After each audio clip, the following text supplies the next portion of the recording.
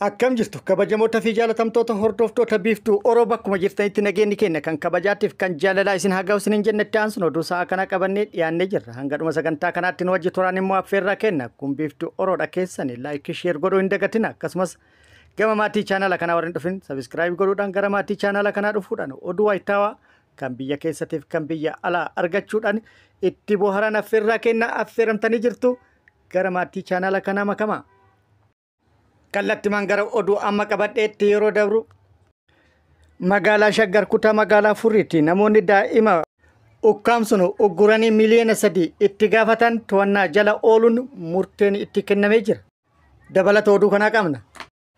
Oduun itti aanu oduu oolmaa Oromiyaati. Oduu oolmaa Oromiyaati lolli loltoota mootummaatii fi waraana bilisummaa Oromoo gidduutti Oromiyaa bakkoota garaagaraatti gaggeeffamaa jiru akkuma itti fufetti jira. Har'as Oromiyaa bakkoota garaagaraatti lolli kan deemaa oole yoo ta'u waraanni bilisummaa Oromollee bakka lolli gaggeeffamaa ooletti loltoota mootummaa irratti haleellaa raawwatuun kasaaraa guddaa mootummaa irratti akka rakkabsiise beeksisee jira. Keessattuu giddugala Oromiyaa lixa Shaggaritti haleellaa loltoota mootummaa irratti raawwateen miidhaa guddaa rakkabsiisuun injifannoo irratti akka argate himee jira. Dabalata oduu kanaa qabna. Oduun inni biraa mootummaan federaalaa gara naannoo Tigraay meeshaan kamuu fe'amee akka hin seenne uggura kaa'uun dhagahamee jira. Kun ta'e taanaan immoo rakkoon guddaan nageenya biyyattii irratti duumessaa kan jiru akka ta'e waan agarsiisu jedhamuun yaadni kennamee jira. Dabalata oduu kanaa qabna. Oduu biyya alaatiin pirezidaantiin Faransaay Emmanuel Macron kaameeraa duratti haadha warra isaatiin kabalamuun dubbii ijoo miidiyaa addunyaa tana ta'ee jira. Dabalata oduu kanallee qabna. Oduu kanneenii fi kan biroo wajjin guutuu oduu wajjin isin wajjin ka turu ani Bariisoo Ganamooti. Guutuun oduu akka itti aanu kanatti isiniif dhiyaata.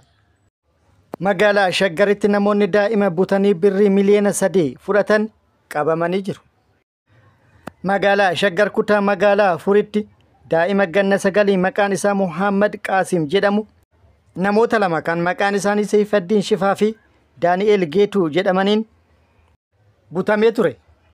Namoonni lamaan himataman kunneenis kaayyoo nama ugguruuf kan oolu konkolaataa kireeffatanii bakka mucichi itti taphataa ture masjiida Salaam jedhamu duratti itti dhaquudhaan masgiidni eessa akka ta'e nutti agarsiisi jechuudhaan konkolaataa isaanii keessa erga seensifatanii booda Shaggarii baasanii magaalaa Finfinnee fudhatanii deeman. Daa'ima butanii deemanii kanarraa odeeffannoo barbaachisaa ta'e eega argatanii booda bilbila warra isaa irraa fudhatuudhaan warratti bilbiluudhaan birrii miliyoona 3 akka qopheessan gaafatan. Yoo birrii miliyoona 3 hin qopheessine mucaa isaanii akka ajjeesan akeekkachiisan. Namoonni kunneen immoo daa'ima kana Finfinnee naannoo 18 jedhamutti hoteela keessatti galchuudhaan dhoksanii guyyaa 2 tursiisan. Kana booda maatiin mucaa waan qaban gurguruun kan kadhatuudhaan birrii miliyoona 3 qopheessan. Shakkamtoonni kunneen mallaqa gaafatan kana miliyoona 3 kana maatiin qopheessuu erga isaanii beeksisanii booda callaadhaan akka ta'u itti himan. Mallaqa callaadhaan akka qopheessan erga itti himanii booda raayidii kireeffatanii bakka isaan jedhanitti qabanii akka qaqqaban itti himan. Abbaan mucaa yookaan abbaan daa'imaa yeroo mallaqa kana konkolaachisaa ergame kanatti kennu lakkoofsa gabatee konkolaachisaa suuraa kaafachuudhaan of biratti qabate. Kun immoo jarri kun akka to'annaa jala oolaniif isa gargaaree jira. Abbaan daa'imaa lakkoofsa gabatee qabateen dhaabbata raayidii irraa odeeffannoon konkolaatichaa qoratame shakkamtoonni lamaan haaluma salphaan to'annaa jala oolanii himannaan irratti baname. Himannaa irratti banameenis murteen itti kennamee jira. Himatamaan tokkoffaan waggaa 11 yoo adabamu himatamaan lammaffaan waggaa 10 itti murtaa'ee jira. Odeeffannoo kanarraa waa baratuun daa'imman ofii maatiin akka rakkoorraa oolchuu ni gargaara jennee yaadna. Oduu oolmaa Oromiyaatiin lolli Oromiyaa bakkoota garaagaraatti loltoota mootummaatiif waraana bilisummaa Oromoo gidduutti deemaa jiru akkuma itti fufetti jira. Waraanni bilisummaa Oromollee lola bakkoota garaagaraatti deemaa jiru kanarratti injifannoo argataa jiraachuu beeksisee jira. Haaluma kanaan har'a waraanni bilisummaa Oromoo giddugala Oromiyaa lixa Shaggar bakkoota garaagaraatti haleellaa loltoota mootummaa irratti raawwatee miidhaa guddaa loltoota mootummaa irratti rakkabsiisuun loltoota mootummaa hedduu hojiin ala taasisuun injifannoo boonsaa argadhe jedhee jira. Lixa Shaggar aanaa Coobitti tibba kana fufteedhaan haleellaa loltoota mootummaa irratti raawwataa kan jiru yoo ta'u guyyaa tokko dura haleellaa loltoota mootummaa irratti raawwate loltoota mootummaa hedduu hojiin ala taasisuudhaan kan qabee meeshaalee hedduus irraa hiikkatuudhaan injifannoo guddaa irratti argatu beeksisee jira.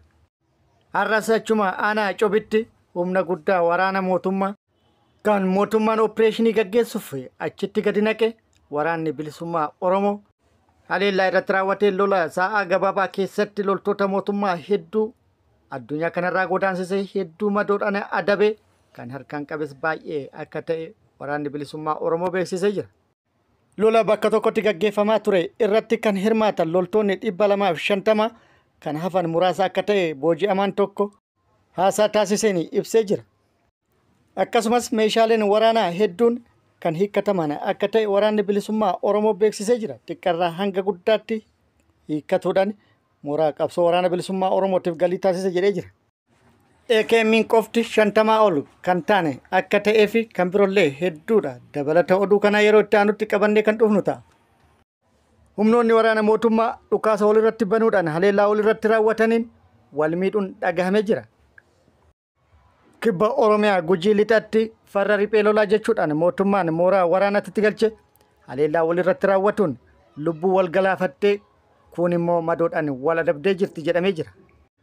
Kaampii waraana mootummaa Gujii lixaa aanaa dugda daawwaa ganda Heemaa Kinshootti argamu kaampii Heemaa jedhamu keessatti haleellaa walirratti raawwataniin hedduun addunyaa kanarraa wal godaansifte hedduun immoo akka madoofte odeeffannoon achirraa baatee ibsitee jirti.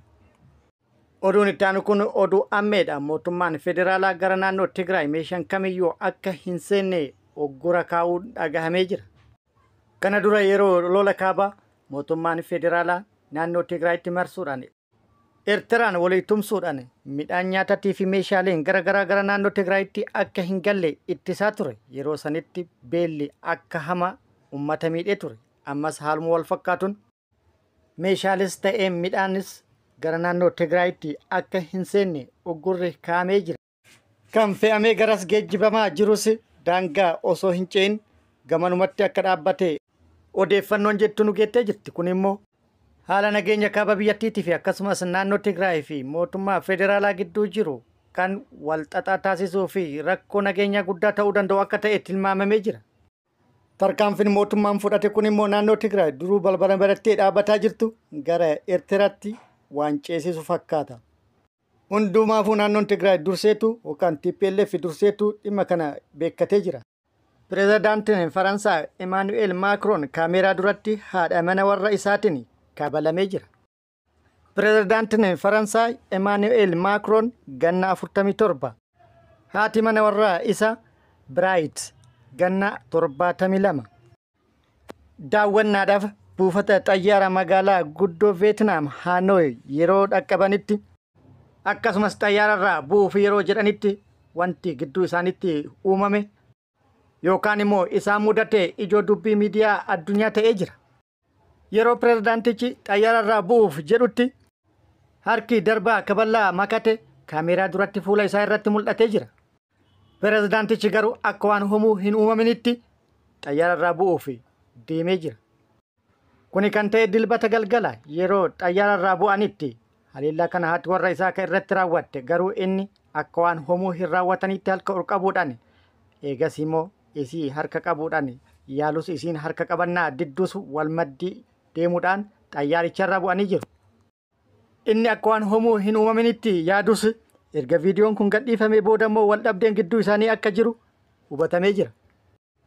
Gara biraatiin immoo sabaa himaaleen Faransaay maddee waajjira pireezidaantii waabeffachuudhaan akka gabaasanitti wanti ta'e pireezidaantichaa fi haadha warra isaa gidduutti walitti qoosuu yookaan tapha ture jechuudhaan ibsanii jiru.